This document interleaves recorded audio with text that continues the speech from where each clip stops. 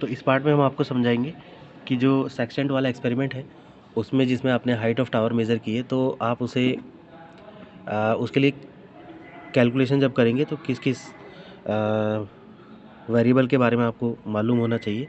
तो सबसे पहले आपको मालूम होना चाहिए कि एपरेटस जो है आपका, जिसे सेक्सटेंट कहते हैं, उसका लीस्ट काउंट आप कैसे मेज़र करेंगे। तो जैसा कि आपको बताया था कि जो आर्क है आपके उसमें सेक्सटेंट में, जिस पे 120 के आसपास का एंगल आपको मेज़र करना होता है, तो वहाँ से तो आप डिग्री में मेज़र करते हैं, लेकिन जो सर्कुलर आपका एक राउंड लेते हैं तो एक राउंड पे वो 1 डिग्री मूव कर जाता है।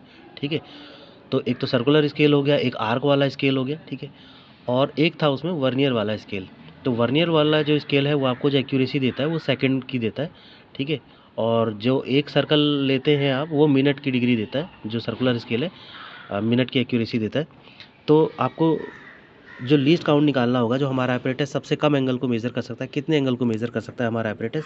तो लीस्ट काउंट निकालने के लिए आप क्या यूज़ करेंगे कि value of one small division on the main scale, ठीक है, and the total number of division on the vernier scale.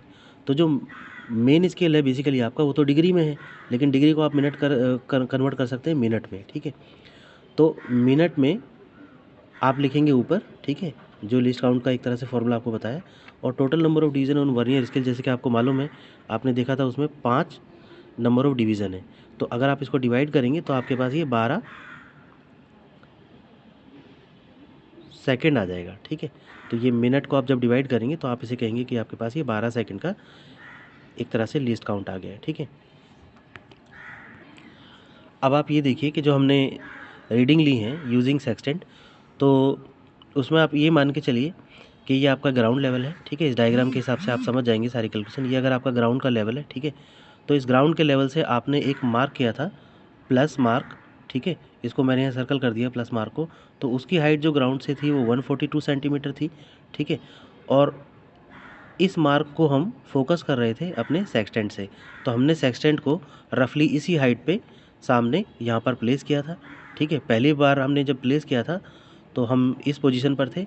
उसके बाद फिर हमने ये जो बीम था हमारा एच हाइट पे, इसको हमने एच माना है। ठीक है, तो इस हाइट पे जब वो बीम था, यहाँ हमने बीम लिखा हुआ है, तो उसका हमने एंगल मेज़र किया था, उसको हम अल्फ़ा कह रहे हैं। ठीक है, दूसरे वाले पोर्शन में हमने क्या किया था, फिर अपने यहाँ से सेक्सटेंट को उठाया।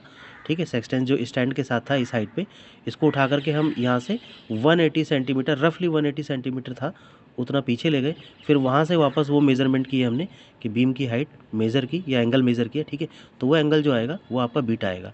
ठीक है, अब देखिए इस डायग्राम से यूजिंग सिंपल ट्रिग्नोमेट्री, ठीक है, आपके पास ये फॉर्मूला आ जाता है। तो ये फॉर्मूला कैसे आता है मैं आपको यहीं पे करके दिखा देता हूँ।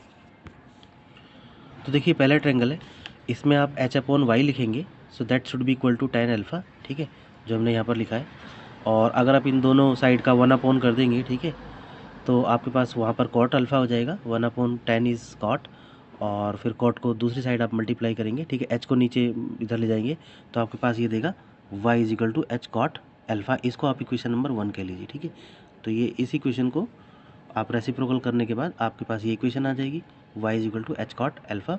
ये इक्वेशन नंबर 1 है।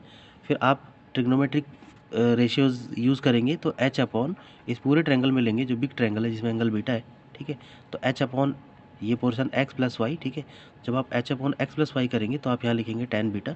ठीक है, this is perpendicular and this is base, तो perpendicular upon base will become tan beta. अब आप इसका भी रेसिप्रोकल करेंगे तो आपके पास जो आ जाएगा x plus y is equal to, दोनों साइड को इन्वर्ट कर देंगे, x plus y upon h, और इधर 1 अपॉन tan बीटा, तो 1 upon tan will become cot beta, और जो h नीचे था आप उसको राइट साइड में ले जाकर मल्टीप्लाई करेंगे, so you will get the second equation. तो अगर आप इसको सेकंड इक्वेशन में से फर्स्ट इक्वेशन माइनस करेंगे तो x प्लस वाई में से माइनस करेंगे लेफ्ट साइड y, तो वो कैंसिल हो जाएगा, आपके पास लेफ्ट साइड में सिर्फ x बचेगा। ठीक है, राइट साइड में h cot beta minus h cot alpha होगा, तो h आप कॉमन लेके cot beta minus cot alpha लिख सकते हैं। तो h जो आ जाएगा आपके पास x upon cot beta minus cot alpha. ठीक है, सो ये वही आपका फॉर्मूला है जिसे आप यहाँ यूज़ कर रहे हैं।